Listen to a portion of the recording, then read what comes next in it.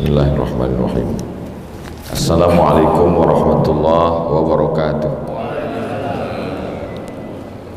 Alhamdulillah wassalatu wassalamu ala rasulillah Sayyidina wa maulana Muhammad ibni Abdillah wa ala alihi wa sahbihi wa man tabi'ahu wa mawalah.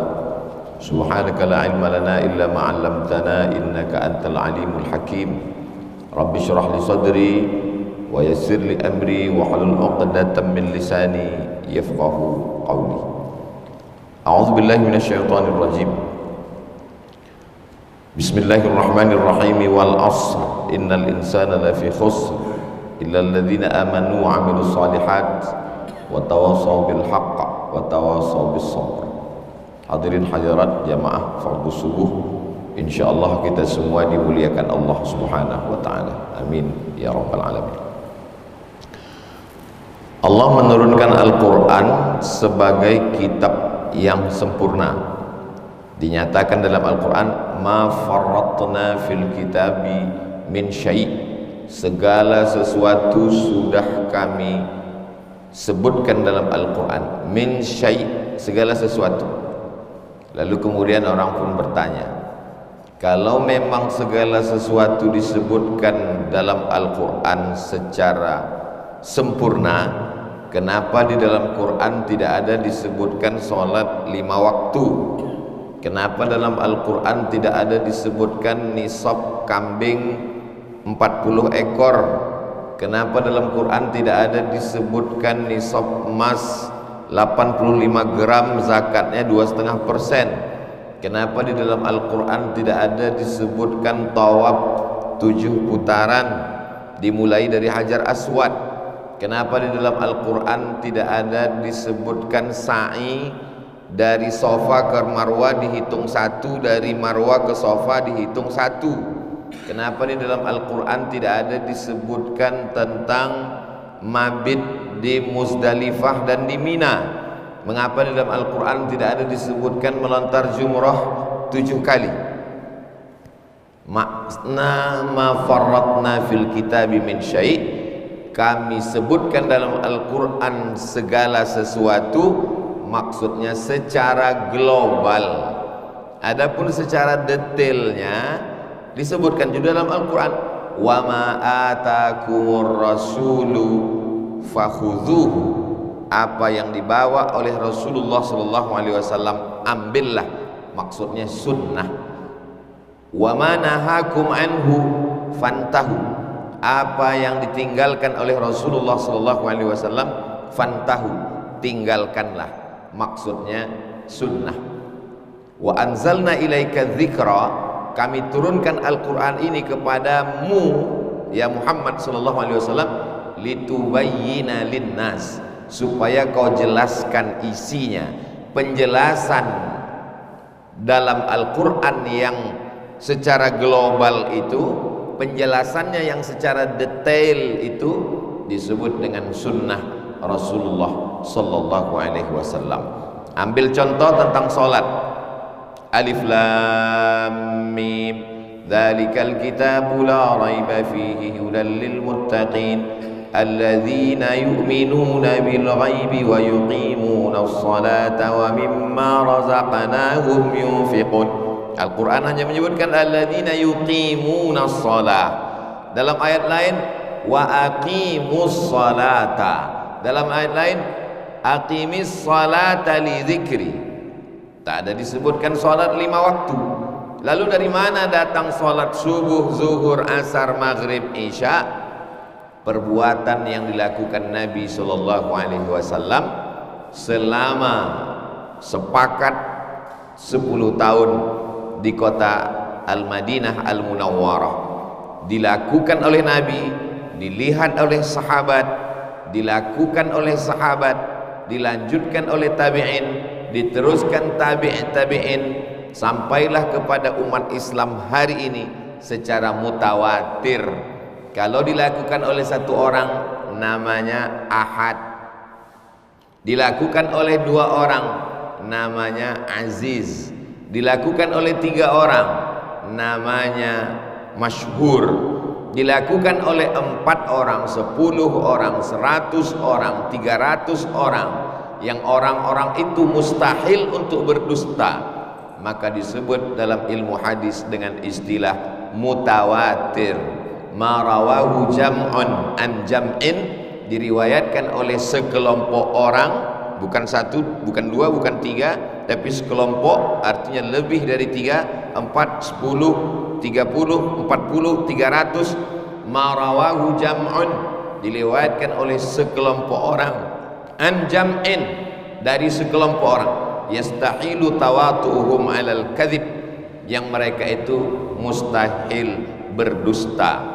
Al-Quran menjelaskan secara umum, dijelaskan oleh perbuatan Nabi Muhammad SAW secara khusus, tapi Nabi pun tidak ada menyebutkan bahwa solat itu rukunnya 13. Solat rukunnya 13. Rukun yang pertama adalah niat.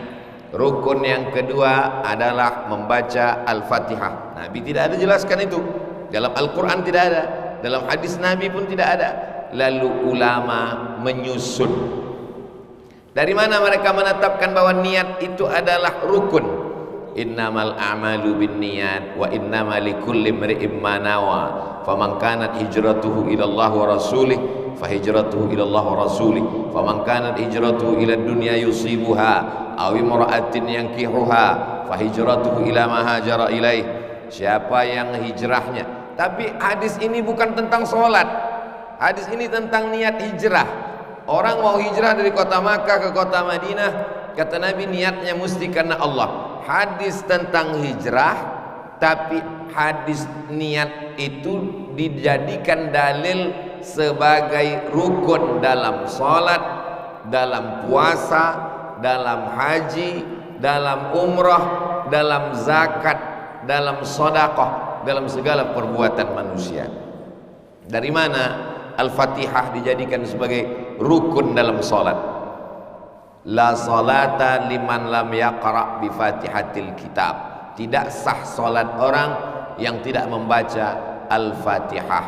Maka hadis ini dijadikan dasar bahwa Al-Fatihah adalah sebagai rukun sholat. Saya mau urutkan lagi dari atas. Al-Quran menyebutkan secara global, secara umum, disebutkan secara detail dalam perbuatan Nabi, ucapan Nabi, ketetapan Nabi. Lebih detail lagi secara terperinci disebutkan oleh para ulama yang disebut dengan ulama mazhab. Muhammad bin Idris Asy-Syafi'i tahun 204 Hijrah. Sebelumnya ada Imam Malik bin Anas tahun 179 Hijrah. Sebelumnya lagi ada namanya Imam Abu Hanifah atau Imam Hanafi tahun 150 Hijrah. Setelah Imam Syafi'i ada lagi namanya Imam Ahmad bin Hambal di Baghdad tahun 241 Hijrah. Jadi kalau kita runutkan dari atas, Al-Quran secara global, penjelasan dalam hadis Nabi, ucapan, perbuatan, ketetapan, lebih detail lagi secara terperinci, secara sistematis dijelaskan oleh para ulama. Jadi kalau ada hari ini orang berbicara, kenapa dalam Al-Quran tidak ada sholat 5 waktu? Kenapa dalam Al-Quran tidak ada tawaf 7 putaran? Kenapa dalam Al-Quran tidak ada rukun sholat 13? Kenapa dalam Al-Quran tidak ada zakat 40 ekor kambing 1 kambing, 5 ekor onta 1 kambing? Kenapa dalam Al-Quran tidak ada zakat emas 85 gram 2,5%? Kalau ada orang menggugat Al-Quran hari ini, yang pertama, dia sedang mempertontonkan kedunguan dan kebodohan dan kejahilannya. Yang kedua, menunjukkan bahwa pendidikan agamanya tidak benar sejak dari TK, SD, SMP, SMA, S1, S2, S3. Profesornya adalah profesor jahil, bodoh, dungu, goblok dalam bidang agama. Bahwa dia dalam bidang ilmu politik ahli, ya, dalam bidang ilmu kedokteran ahlinya, betul. Apa bedanya dengan Abu Jahal dan Abu Lahab? Li'ila fi Quraisy, orang-orang Quraisy, ila fi rihlatasy syita, wassaif, dalam perjalanan syita musim dingin, wassaif musim panas. Perjalanan bisnis orang Arab Quraisy dalam musim dingin dan musim panas. Musim dingin mereka pergi ke negeri Yaman, musim panas mereka pergi ke negeri Syam. Dua negeri ini didoakan oleh Nabi, Allahumma barik lana fi Yamanina wa fi Syamina. Ya Allah, berikan berkah pada negeri Yaman dan negeri Syam. Makkah di tengah, Madinah di atas, Syam di atas. Sekarang menjadi 4 negara: Suriah, Yordania, Lebanon, Palestina. Yaman di bawah, Yaman Utara, Yaman Selatan. Jadi kalau kita hitung sekarang perjalanan dagang Abu Jahal, Abu Lahab, Abu Sufyan, Yaman Utara, Yaman Selatan, Saudi Arabia, Yordania, Palestina, Suriah, Lebanon.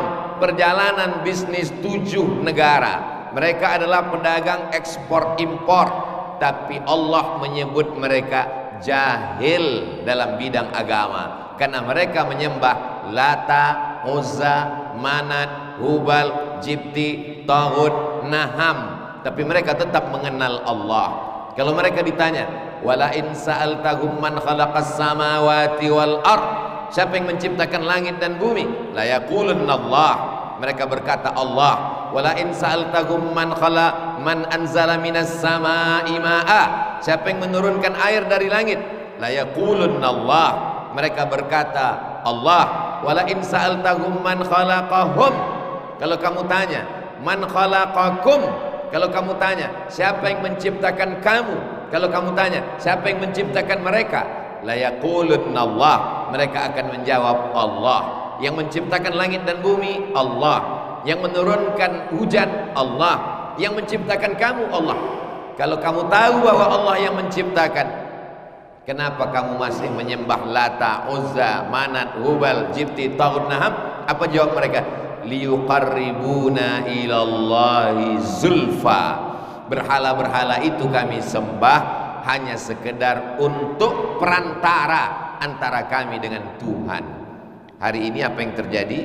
Muncul generasi agnostik dengan generasi ateistik. Apa bedanya? Ateis tidak ada Tuhan sama sekali. Anak-anak muda murtad mempertontonkan kemurtadannya di channel-channel YouTube.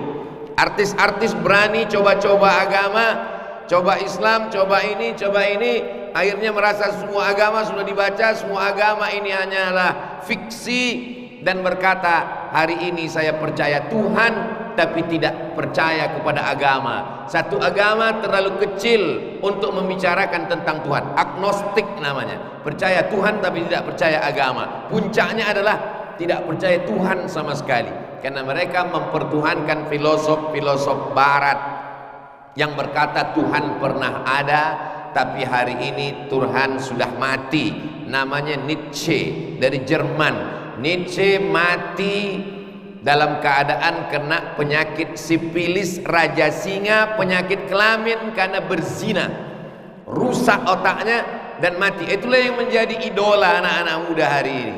Zaman dulu ada kekuasaan agama yang mengatur orang. Zaman Umar bin Khattab, dukun-dukun dipanggil. Satu hari pernah dibunuh 3 orang, dipancung kepalanya. Karena orang yang beriman kepada setan menjadi hamba setan, sesungguhnya dia sudah murtad. La yahillu damu mri'im muslim, tidak halal darah seorang illa kalau dia, kecuali dia melakukan yang 3. An-nafsu bin nafsi, pembunuh, maka halal darahnya, dipancung kepalanya. Al-thayyibu zani, pezina, halal juga darahnya, digali tanah, dimasukkan setengah badannya, dilempar batu sampai mati. Yang ketiga, at-tariku lidinihi al-mufariqu lil jamaah, orang yang murtad, meninggalkan agama, meninggalkan jamaah, maksudnya ahlus sunnah wal jamaah, agama Islam, maka halal darahnya, dipancung kepalanya. Hari ini dengan gagahnya orang mempertontonkan mana Tuhan, mana Allah, tapi Islam amat sangat lemah karena tidak punya kekuasaan. Nabi Muhammad SAW, apa bedanya dengan Nabi Musa? Apa bedanya dengan Nabi Isa? Apa bedanya dengan Nabi Yahya? Nabi Yahya tak ada kekuasaan. Nabi Isa alaihi salam tidak ada kekuasaan.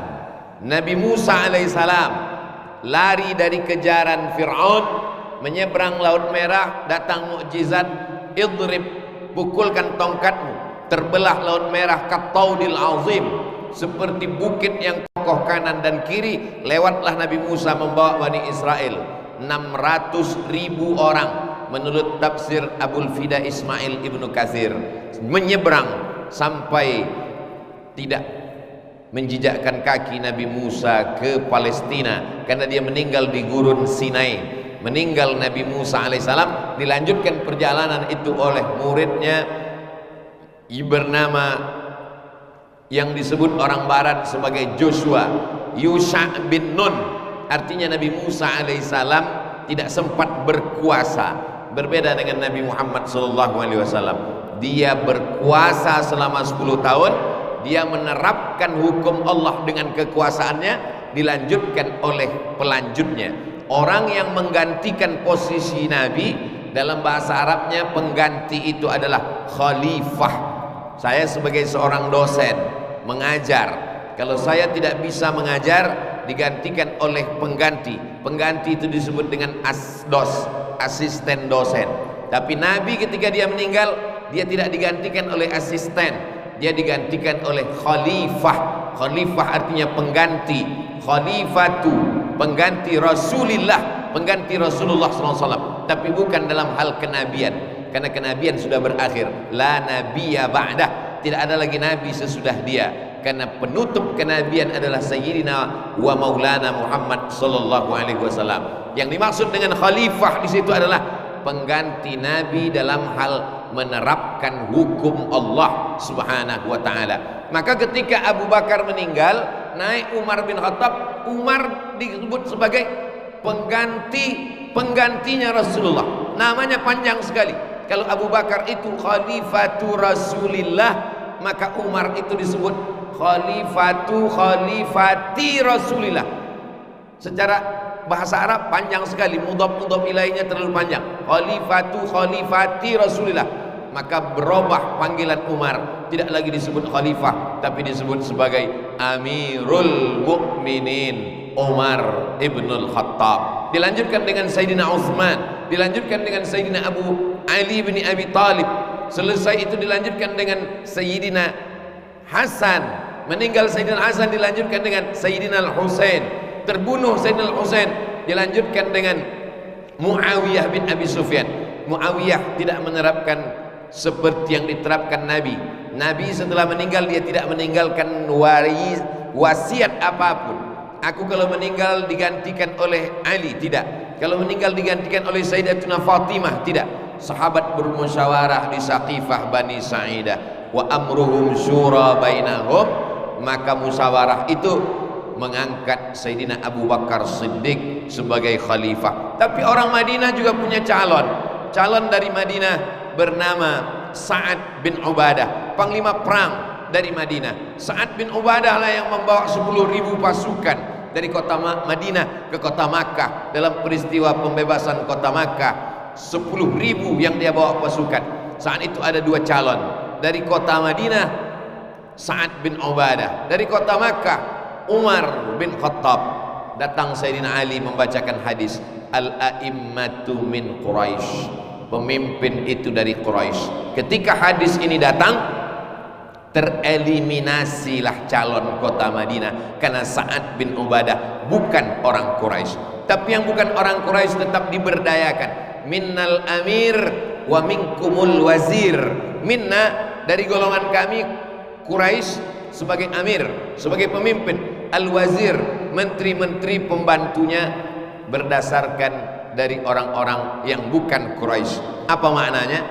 Ada kekuasaan, lalu mazhab Syafi'i menyusun kekuasaan ini dalam satu fikih yang disebut dengan fikih al-ahkam as-sultaniyah, hukum-hukum ketatanegaraan, kesultanan, yang disusun oleh seorang ulama besar meninggal tahun 450 Hijrah, namanya Al-Imam Al-Mawardi.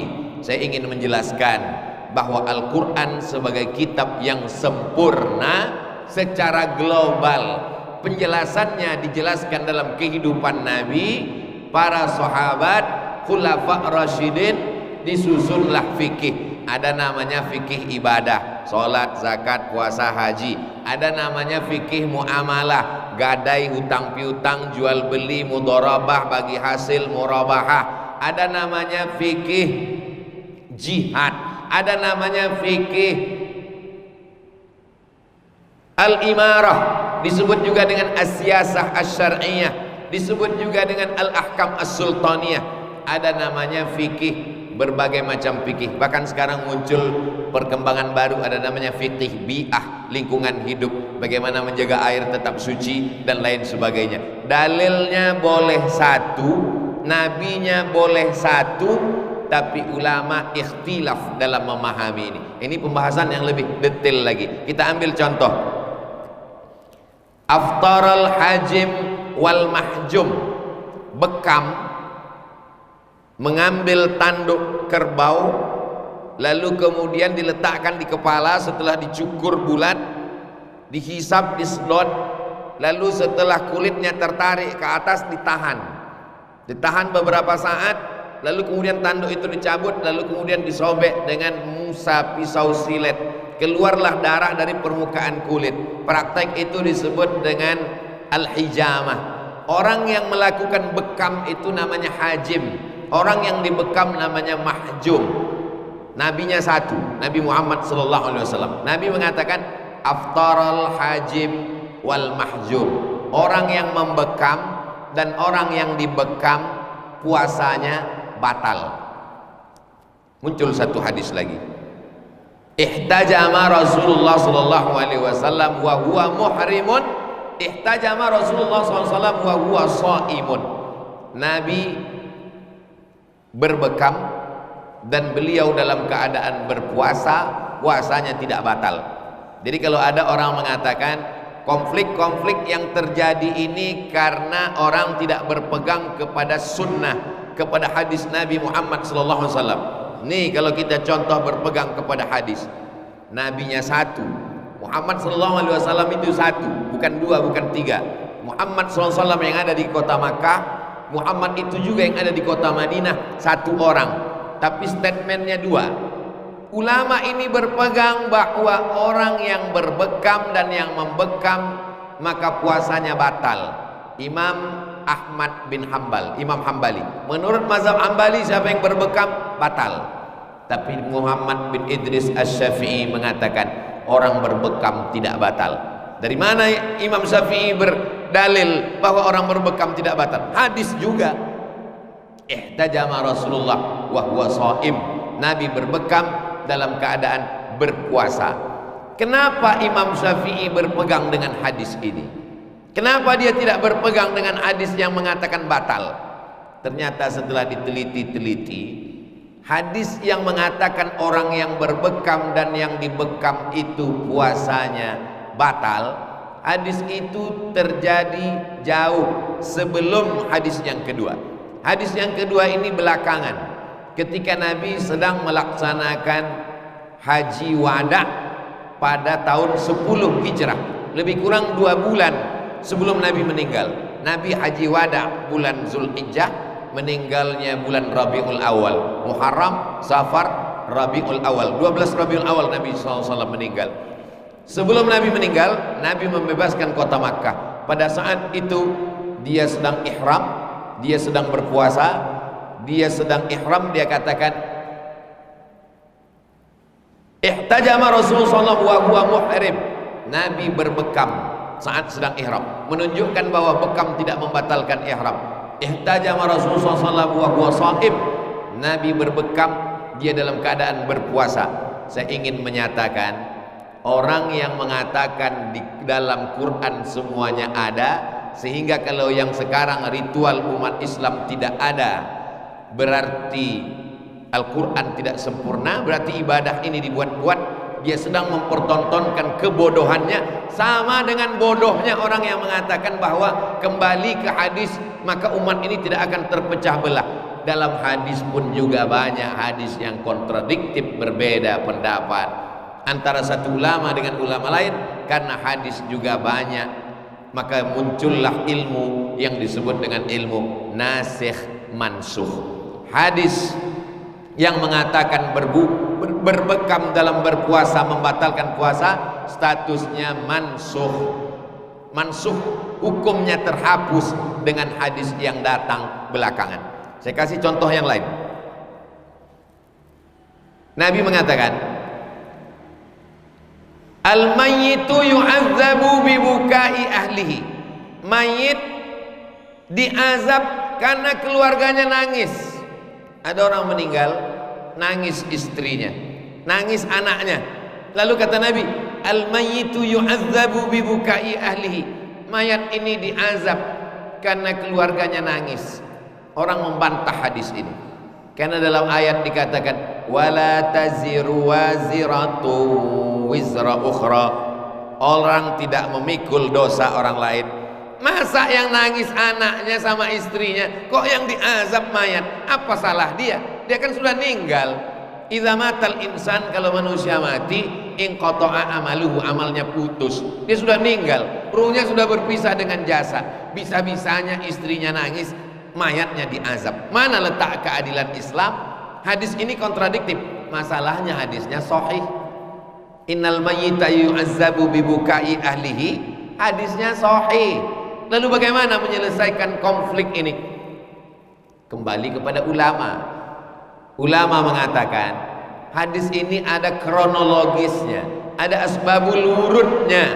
Kalau sebab turunnya ayat Quran namanya asbabun nuzul, sedangkan hadis namanya asbabul wurud.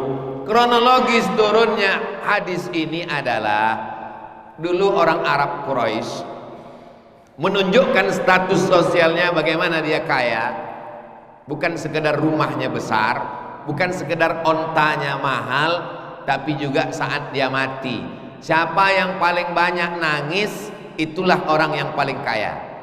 Maka sebelum dia meninggal, dia pesan ke anak istrinya, nanti kalau aku mati, coba undang grup nangis, bayar mereka mahal, 1 dinar, nangis kamu kuat-kuat, untuk supaya orang terkagum-kagum. Oh, inilah orang yang paling hebat di antara suku-suku Bani Tamim, Bani Fulan. Kenapa? Karena dia bukan sekedar kaya, tapi juga saat mati yang nangis banyak. Maka dia diazab bukan karena istrinya nangis, tapi karena dia berpesan, nanti sebelum aku mati, maka kamu menangislah, merataplah ramai-ramai. Nangis ramai-ramai itu bahasa Arabnya niyahah. Adapun sekedar meneteskan air mata, Nabi tidak melarang. Ada sekelompok perempuan menangis, kata Nabi, da'hunna, biarkan mereka wahai Umar. Umar marah, kenapa kamu nangis?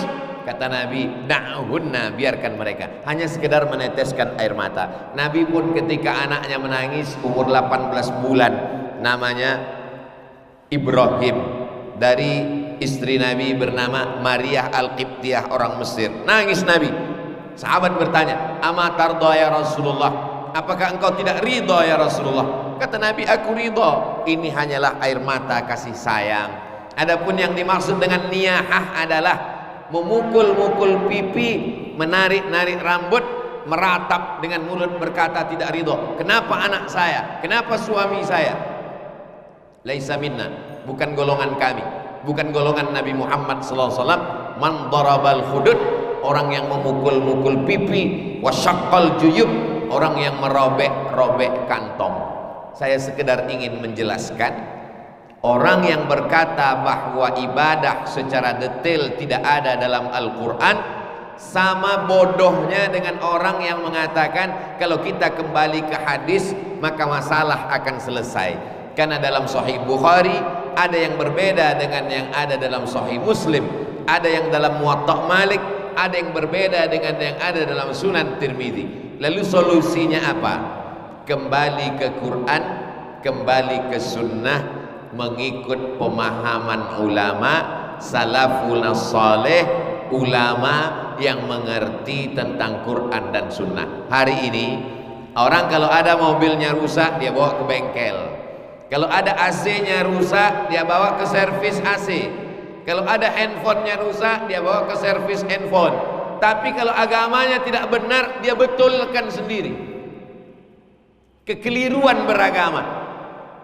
Dia menganggap bahwa AC, saya tidak paham AC, mesti diserahkan kepada orang yang ngerti AC. Mobil, saya tidak ngerti mobil, mesti diserahkan ke orang yang ngerti mobil. Tapi agama ini saya bisa baca sendiri, tidak perlu saya ikut ulama.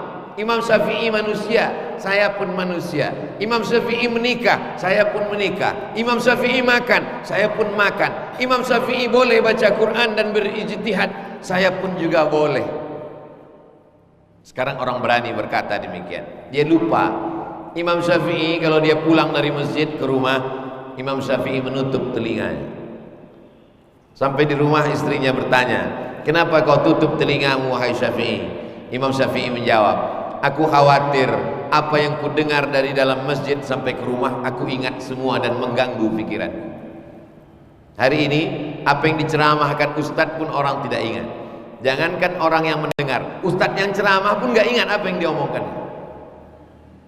Orang lupa bahwa dulu Imam Syafi'i belajar bahasa Arab. Keponakannya pernah ditanya, berapa lama Imam Syafi'i belajar bahasa Arab?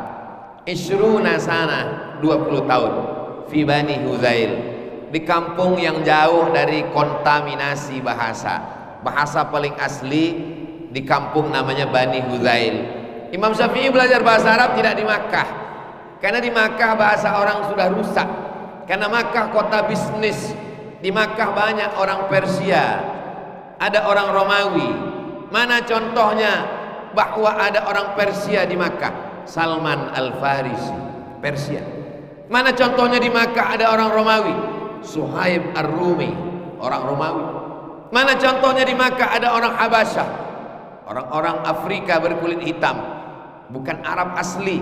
Bahasa mereka tidak original. Maka bahasa orang Makkah kacau balau. Supaya anak ngerti bahasa Arab dengan baik, bahasa Al-Quran, maka dia disekolahkan ke kampung yang bahasanya masih asli, Bani Hudzail. Sekarang orang belajar bahasa Arab 2 SKS 16 tatap muka, potong pertemuan awal perkenalan dengan dosen, bagi tugas mid semester, akhir semester, 13 tatap muka masih ketemu dulu. Sekarang online, handphonenya hidup, mahasiswanya hilang, dosennya pun sibuk. Apa yang diharapkan dari pemahaman agama yang sekecil ini untuk menafsirkan Al-Quran dan orang berbicara sesuai dengan sekehendak, sekemauannya saja. Abdul Somad mau ceramah ke Selangor, mesti mendapatkan tauliyah surat izin dari mufti Selangor bahwa orang ini bernama Abdul Somad.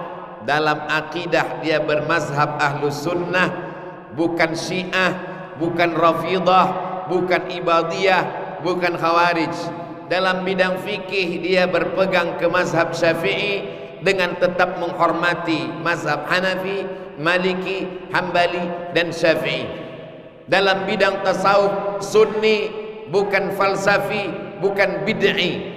Masih mengikut Imam Junaid Al-Baghdadi, Abu Hamid Al-Ghazali, berpegang kepada Quran dan Sunnah Rasulullah SAW, baru boleh ngomong. Itu pun kalau datang lagi nanti tahun 2022 setelah Covid berakhir, mesti memperbaharui tauliyah, dicek ulang lagi. Sampai ke Bandar Sri Begawan, sebelum ceramah subuh, maka mufti mengirim pegawai-pegawainya ke hotel. Aslinya sebetulnya ustadz datang ke kantor Ifta untuk diperiksa, baru boleh ngomong. Tapi kedatangan ustadz khusus, kami yang datang ke hotel untuk memberitahu bahwa Anda mesti berakidah Ahlus Sunnah wal Jamaah, mesti berpegang kepada mazhab fikih dengan tetap menghormati mazhab lain, supaya ngomongnya tidak ngalor ngidul. Dulu agama ini dipegang oleh satu pemimpin. Urusan agama dengan urusan dunia dipegang satu orang, Nabi Muhammad SAW. Meninggal Nabi, Abu Bakar. meninggal Abu Bakar, Umar, meninggal Umar, Utsman, meninggal Utsman, Sayyidina Ali, meninggal Sayyidina Ali, dilanjutkan oleh para ulama. Lalu kemudian manusia tak sama dengan Nabi dan sahabat, ngerti masalah politik tata negara, tapi masalah agama dia jahil, tidak mengerti. Sultan-sultan di Nusantara yang tidak mengerti masalah agama mengangkat orang yang ngerti agama. Orang yang ngerti agama ini disebut dengan mufti. Kerajaan Islam tertua di Aceh, Sultan Aceh meninggal 1297 di Batu Nisan. Sultan Malikul Saleh 1297. Wali Songo yang paling tua di Surabaya 14 sekian, 200 tahun sebelum Wali Songo. Kerajaan Islam di Aceh, mereka raja-raja yang tidak mengerti agama. Karena mereka paham kami tidak ngerti agama, maka diangkatlah orang yang ngerti agama. Orang yang ngerti agama ini namanya mufti. Orang yang mengeluarkan fatwa namanya mufti. Afta, yufti, iftaan. Orangnya mufti.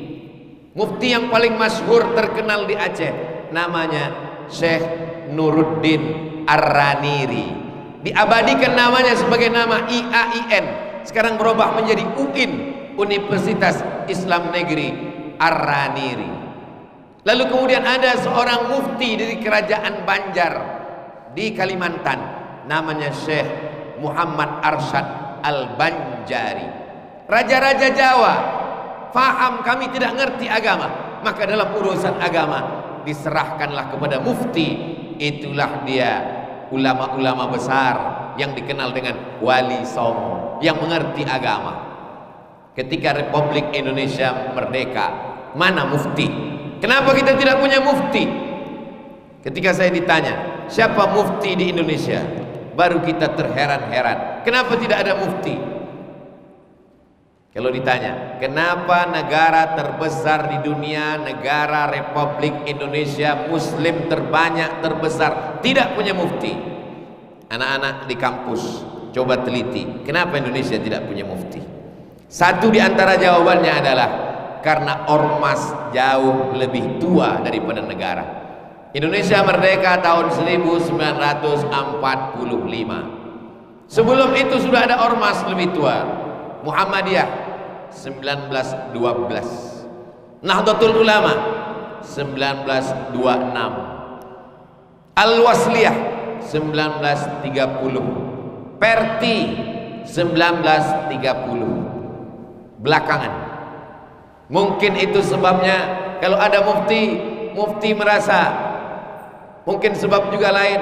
Nanti kalau diangkat mufti dari Muhammadiyah, apa kata Nahdlatul Ulama? Kalau diangkat mufti dari NU, apa kata Muhammadiyah? Kalau diangkat mufti dari Persis, apa kata NU dan Muhammadiyah? Kalau diangkat mufti dari Al-Wasliyah. Musim berganti, hari berzaman, kita tidak punya mufti. Akhirnya ormas-ormas mengutus utusan masing-masing. Muhammadiyah ngutus utusan, NU ngutus utusan, Persis ngutus utusan, Perti ngutus utusan, Al-Wasliyah ngutus utusan. Utusan ini bergabung dalam sebuah lembaga. Itulah dia disebut dengan Majelis Ulama Indonesia. Dalam Majelis Ulama Indonesia ini ada satu komisi yang khusus menangani fatwa, namanya Komisi Fatwa. Maka membubarkan Majelis Ulama Indonesia sama dengan menghilangkan mufti, sama dengan menghilangkan legalitas agama. Kementerian Agama kan ada. Kementerian Agama mengurus administrasi keagamaan, surat menyurat pernikahan. Adapun orang yang berilmu yang mengeluarkan fatwa, maka dia adalah alim, mufti. Maka keterwakilan ormas-ormas ada dalam Majelis Ulama Indonesia. Insya Allah kalau orang mengerti, paham dengan apa yang saya sampaikan, mengertilah dia atas desakan pembubaran Majelis Ulama Indonesia dan lain sebagainya yang sedang hiruk pikuk hari ini. Dulu orang dikagumi karena ilmunya. Dulu Orang dikagumi karena prestasi amalnya. Hari ini orang tidak dilihat lagi siapa yang berilmu, siapa yang beramal. Mana omongan yang paling banyak di media sosial, itulah yang benar. Saya sebagai orang yang tidak mengerti laptop, tidak mengerti saya apa isi yang ada dalam laptop. Saya sebagai orang yang tidak mengerti handphone, maka saya akan beli handphone bukan karena isinya, tapi siapa yang iklannya paling banyak, maka itulah handphone yang paling bagus. Siapa yang iklannya paling banyak, maka itulah laptop yang paling bagus. Inilah yang terjadi hari ini. Siapa yang paling banyak tweet di Twitter, siapa yang paling banyak posting di Instagram, siapa yang paling banyak statement, itulah yang paling benar. Kalau itu standar kebenaran, maka yang paling banyak adalah buzzer, karena mereka yang punya uang untuk mengupdate status. Satu orang tertangkap, akunnya 50 Instagram, 50 Facebook. Kenapa? Karena dia digaji untuk itu di media sosial. Umat Islam mesti cerdas, mesti mengerti apa kata Syekh Muhammad Al-Ghazali. Jangan memandang musuh dengan mata yang rabun, karena ketika mata rabun tak bisa membedakan mana kawan dan mana lawan. Majelis Ulama Indonesia DKI Jakarta membuat satu divisi medsos untuk melawan buzzer, termasuk majelis ulama yang cerdas. Tidak hanya majelis fatwa, tidak hanya Dewan Syariah Nasional, tapi juga ada gelombang besar yang tidak terlihat di alam nyata tapi mempengaruhi pola pikir manusia, disebut dengan medsos. Kalau dulu kita diajarkan hanya minta perlindungan dari 4 fitnah, Allahumma inni a'udzubika min azabi jahannam wa min azabil qabri wa min fitnatil mahya wa min fitnatil mamat. Sekarang perlu ditambah satu lagi, fitnatil mahya, fitnatil mamat, fitnatil medsos yang luar biasa. Wa in tuti aksara man fil ardi, kalau kau ikuti orang paling banyak di dunia ini, yudilluka an sabilillah, menyesatkanmu dari jalan Allah Subhanahu wa ta'ala. Itulah kajian kita pada subuh yang penuh berkah ini. Terima kasih atas segala perhatian. Mohon maaf atas segala kesilapan dan kekhilafan. Yang baik-baik datangnya dari Al-Faqir Abdul Somad, yang silap dan salah dari hamba Allah yang dhaif. Yang baik adalah ilham dari Allah Subhanahu wa ta'ala. Aqulu qawli hadza astaghfirullah li wa lakum. Terima kasih segala perhatian. Mohon maaf segala kekhilafan dan kesilapan. Wassalamualaikum warahmatullahi wabarakatuh.